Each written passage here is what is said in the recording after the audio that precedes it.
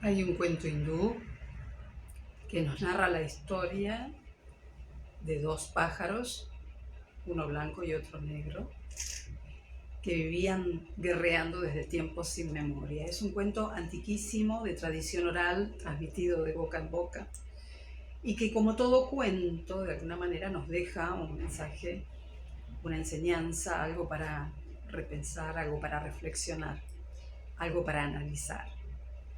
Estos dos pájaros que vivían enfrentándose, que vivían en conflicto, eran totalmente diferentes, evidentemente por sus costumbres.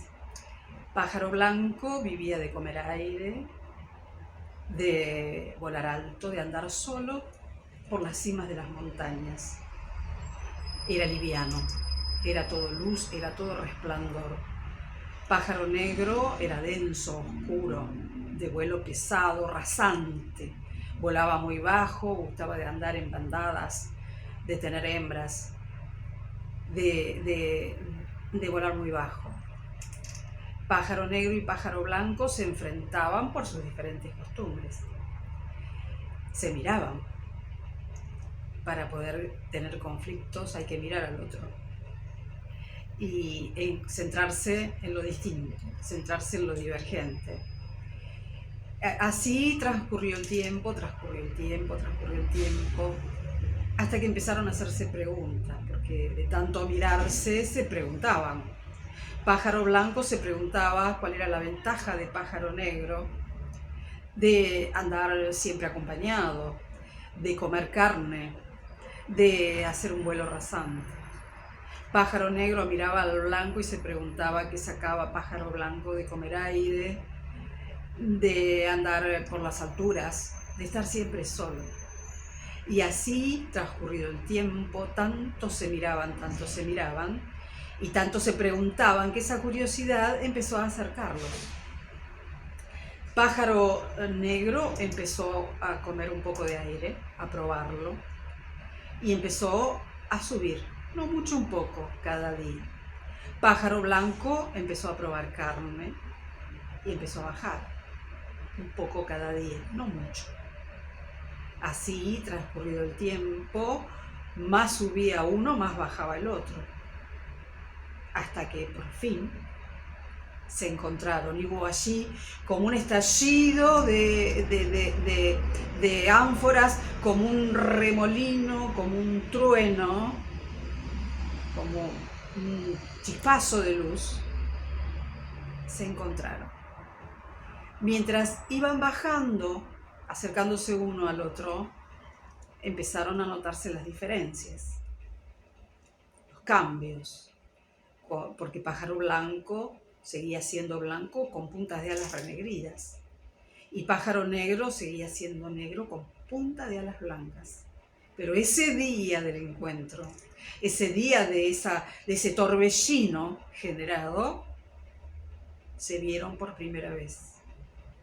Pájaro negro era gris con puntas de alas renegridas. Pájaro blanco era gris con puntas de alas blancas. Se miraron y comprendieron que por fin juntos estaban y entendieron que desde el principio de los tiempos se enfrentaron por lo distinto, pero que habían sido uno, partidos por el enfrentamiento. Este cuento hindú tan antiguo es una metáfora a la hermandad. Por supuesto que nos plantea muchas cuestiones en estos momentos donde encontramos enfrentamientos, donde estamos inmersos en un conflicto mundial entre países que por intereses, por ambición o por lo que sea, entran en guerra. En sociedades en las que lo diverso molesta, en sociedades en las que pensar distinto genera conflictos, en sociedades en que la cultura del caos es la norma. Por supuesto que es una metáfora sobre la hermandad, que nos dispara preguntas, porque uno dice, bueno, sembremos el amor. Es un cambio cultural, es un cambio de mentalidad. Sembremos el amor. Líderes, dirigentes, que no conocen por ahí lo que significa el respeto por el otro, la mirada compasiva. Líderes, dirigentes, encabalgados en la soberbia, que han sembrado hacia abajo o emergieron desde abajo con la cultura del odio.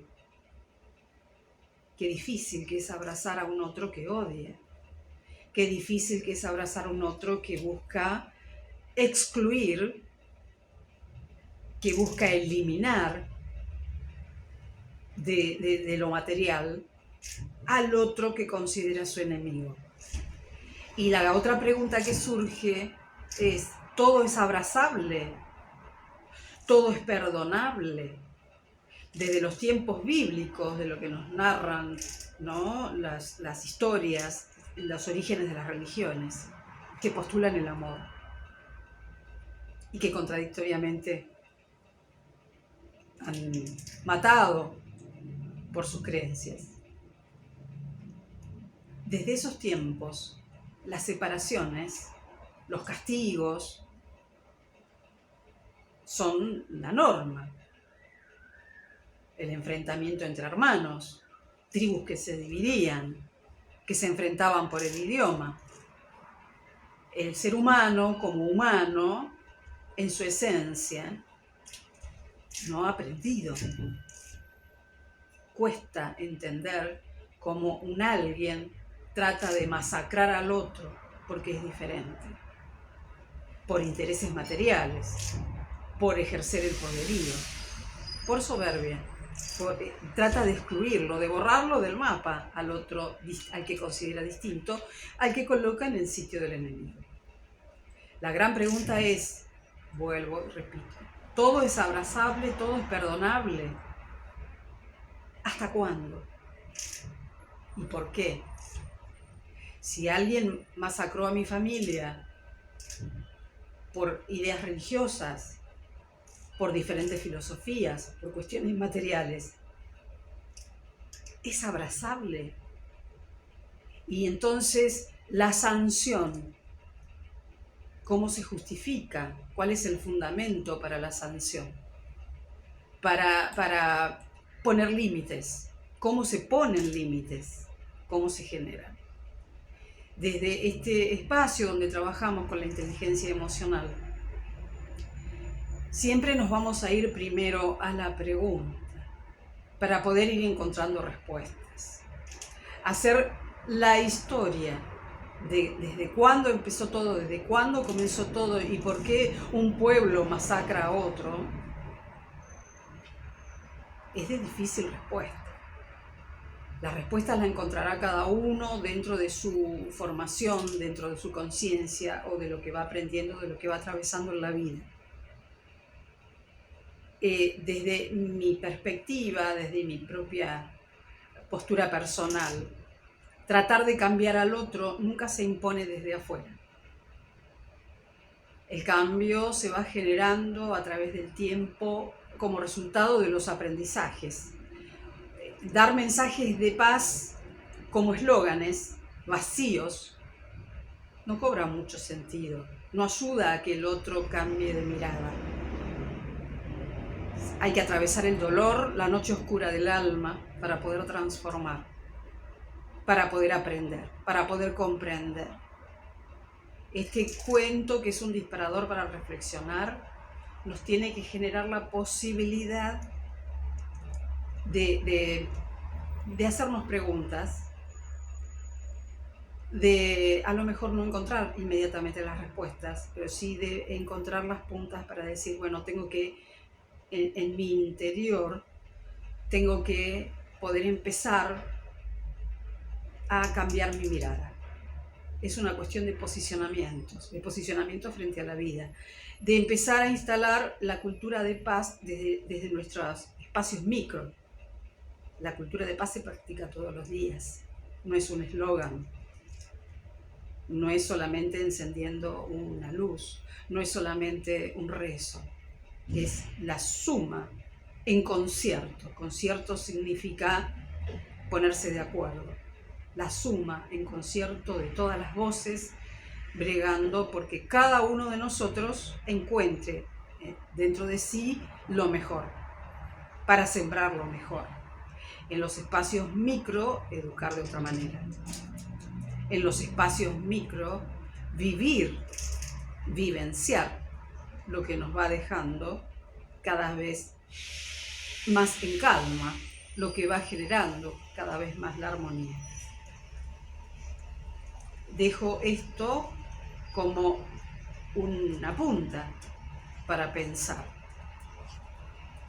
qué pasa con lo humano y si es una esencia característica del humano la capacidad en contraste de amar y odiar.